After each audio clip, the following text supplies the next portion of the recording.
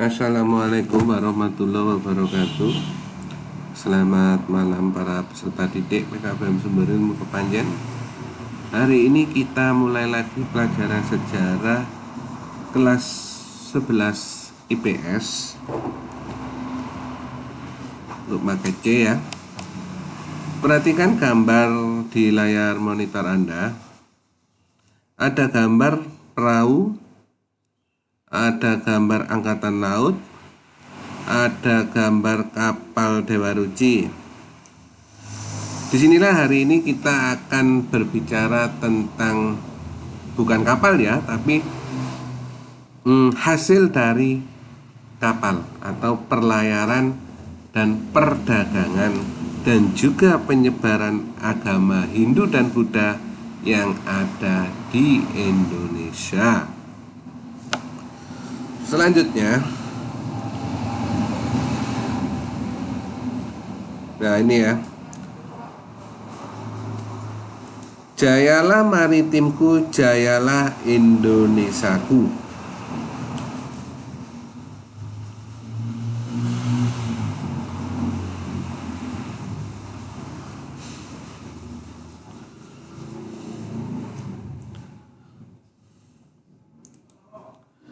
Tema hari ini, tema jayalah maritimku, jayalah Indonesiaku, ya, perkembangannya, ya, masa perkembangan. Tim mengenal kerajaan maritim Hindu-Buddha, mengenal kejayaan maritim masa Islam. Jadi dibagi menjadi dua, zaman Hindu-Buddha dan zaman maritim. Terus zaman Hindu-Buddha dibagi menjadi dua, zaman Sriwijaya dan zaman Majapahit. Zaman Islam Demak dan Mataram. Jadi apa yang kita nanti pelajari dari sistem pemerintahan, sistem sosial, sistem ekonomi dan sistem budaya. Kita mulai dengan kerajaan Sriwijaya, maritimnya Sriwijaya. Sriwijaya letaknya di wilayah Sumatera, tepatnya di daerah Palembang. Sriwijaya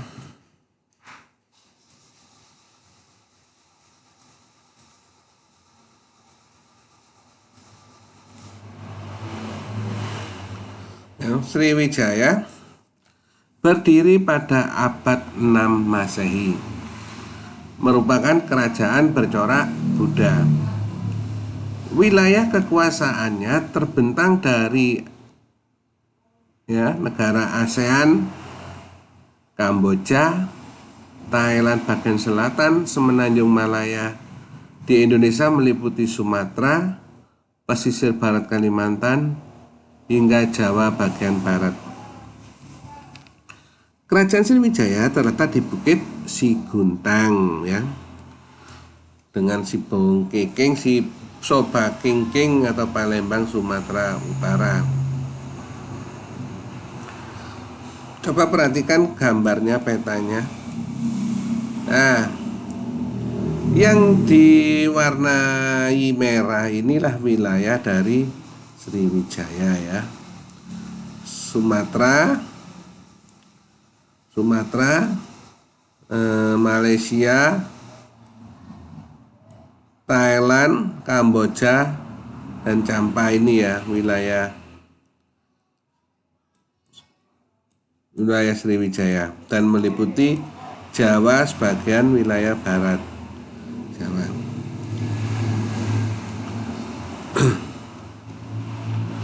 Nah, karena letak wilayahnya yang strategis, Sriwijaya akhirnya menjadi pusat perdagangan internasional. Perdagangan antara pedagang Cina, India, dan pedagang Indonesia bagian timur. Jadi dengan sistem perdagangan tersebut, pundi-pundi kekayaan Sriwijaya sangat mudah didapatkan, sehingga Sriwijaya semakin lama semakin berkembang pesat. Ya. Sumber keuangan Sriwijaya bisa didapatkan dari bandar-bandar yang ada di Sriwijaya, bandar-bandar pelabuhan, terus tiket biaya keluar masuk pelabuhan, bea cukai pelabuhan, pajak perdagangan, serta pajak rakyat di seluruh Sriwijaya. Sehingga Sriwijaya makin lama makin berkembang maju pesat. Itu sumber dari perekonomian Sriwijaya. Karena perdagangan internasional. Selain itu, perekonomian yang ada di Sriwijaya ditunjang oleh hasil bumi yang melimpah ruah. Ya, penghasilan Sriwijaya saat itu hasil bumi yang melimpah ruah. Nah, dengan adanya perdagangan internasional, sehingga sistem budaya asli Sriwijaya juga mengalami pergeseran atau akulturasi budaya.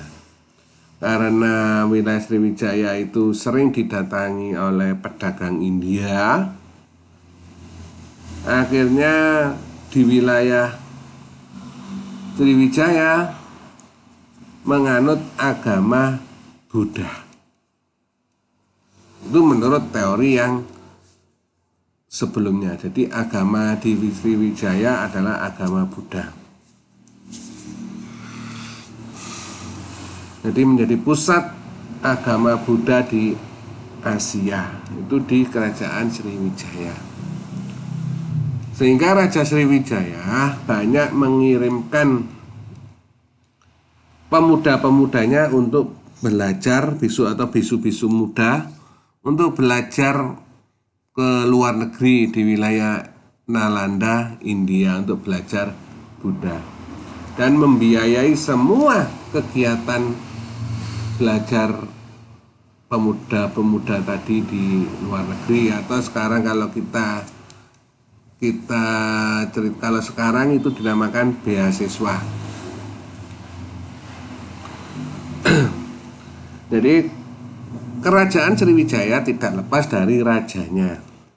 Raja-raja yang pernah memimpin Sriwijaya antara lain Dapuntahyang Srijayanasa tahun 683 Masehi,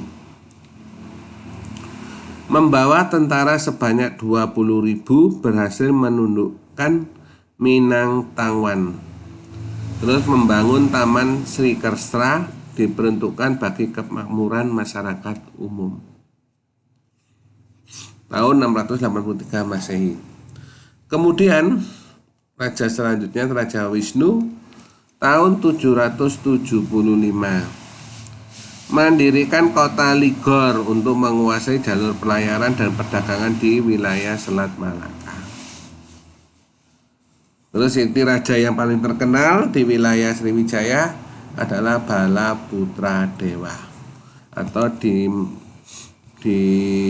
saat itu zaman keemasan Sriwijaya. Hingga di sini membawa kerajaan Sriwijaya pada masa keemasan, menghadiahkan sebidang tanah untuk didirikan asrama bagi pelajar dari kerajaan Sriwijaya yang belajar di Nalanda, India. Jadi membuat pondok pesantren untuk belajar agama Buddha.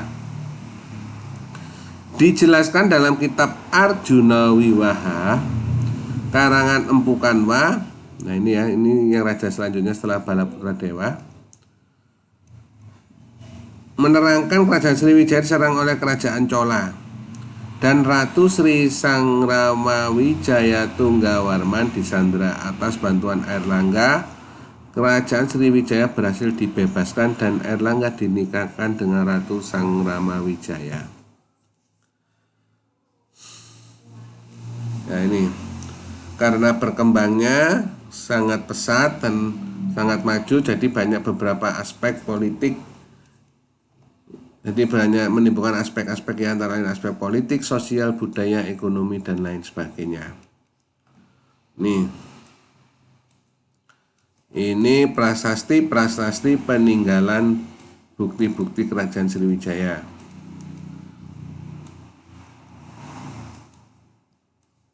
Prasasti kedudukan bukit.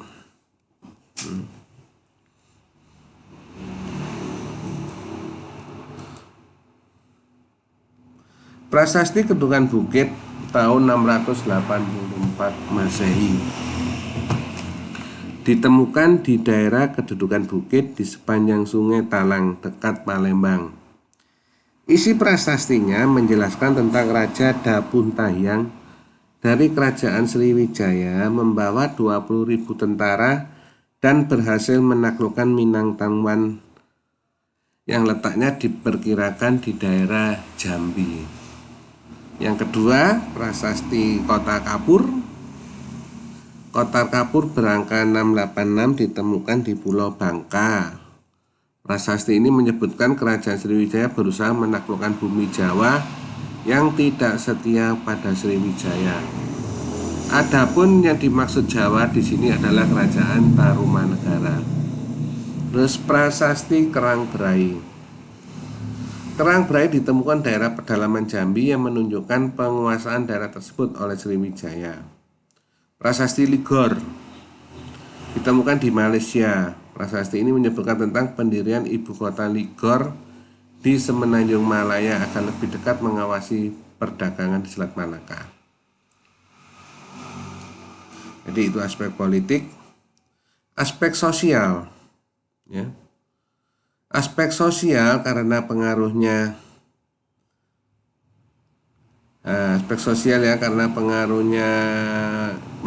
agama Buddha.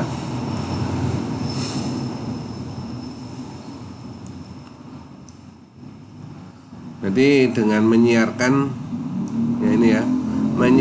agama Buddha, tadi yang tadi sudah ceritakan, rajanya memberikan beasiswa pada anak-anak Sriwijaya untuk belajar agama Buddha di Nalanda, India. Jadi banyak budaya-budaya yang bercorak Buddha saat itu.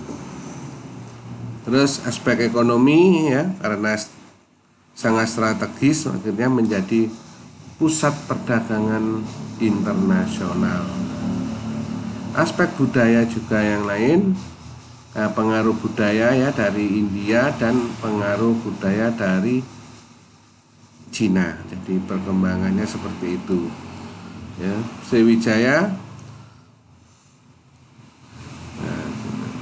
Nah, ini ya Sriwijaya.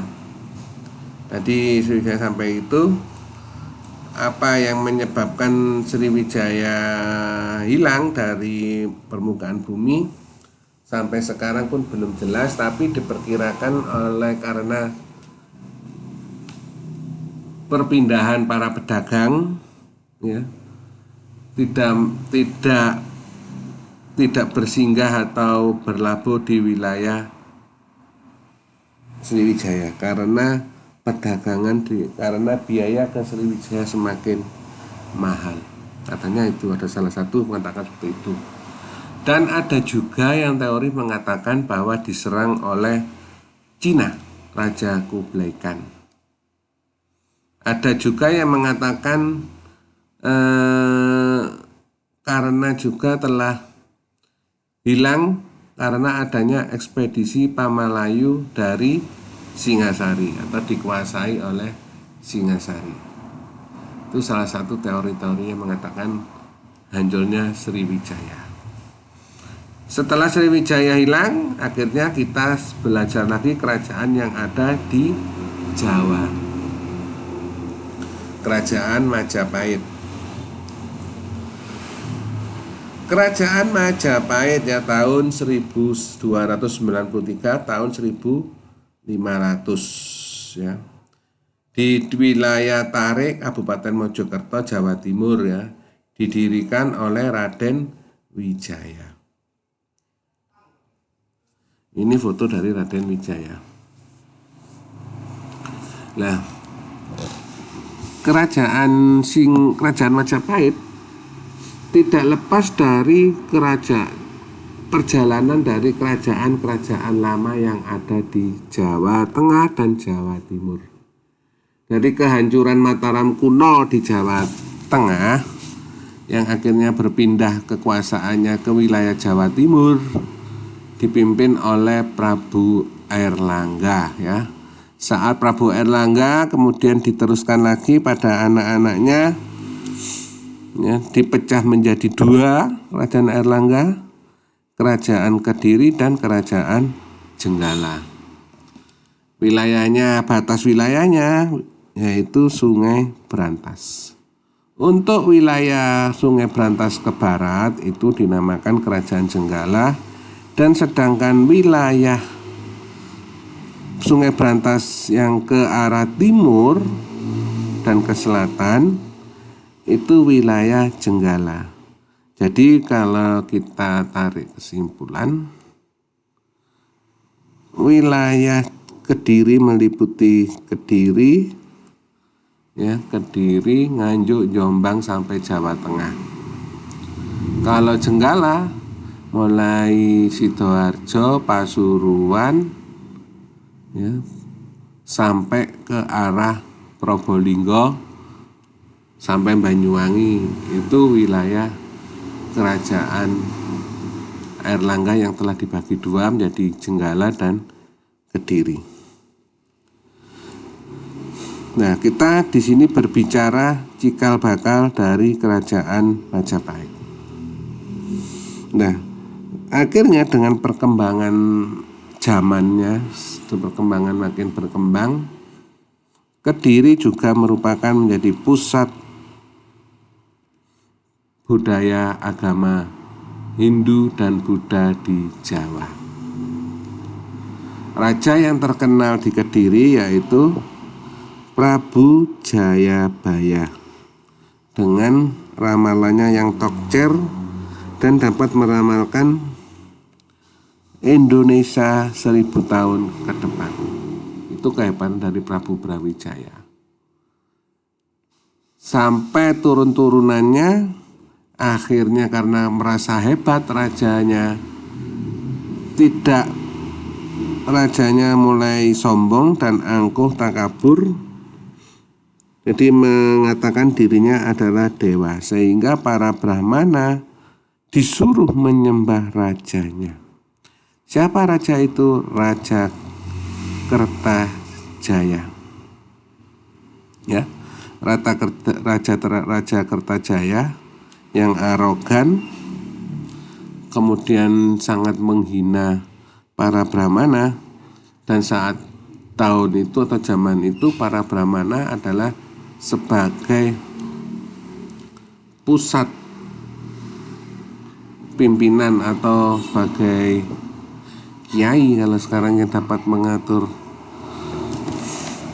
sangat mengatur semua